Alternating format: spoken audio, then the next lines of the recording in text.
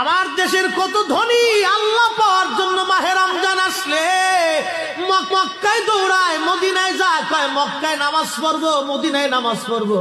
1 রাকাত নামাজে 1 লক্ষ রাকাতের সওয়াব, 1 রাকাত নামাজে 50,000 রাকাতের সওয়াব। উমরা করে মক্কায় কাটায় সময়, মদিনায় কাটায়। মক্কায় কোরআন খতম দিতে চায়, মদিনায় কোরআন খতম দিতে চায়।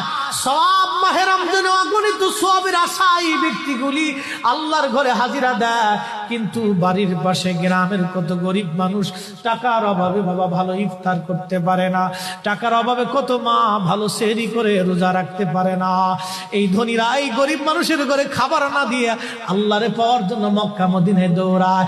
আল্লাহ ডাক দেখো, বান্দা একবার মরে দেখ, কায়দা মতো জুতা দিয়ে পিটামো, আমার বান্দারা না খেয়ে ইফতার করবে, আর তুই আল্লাহ পাওয়ার জন্য মক্কায় আইছো, এমন আল্লাহ আমি ধরা দেব না।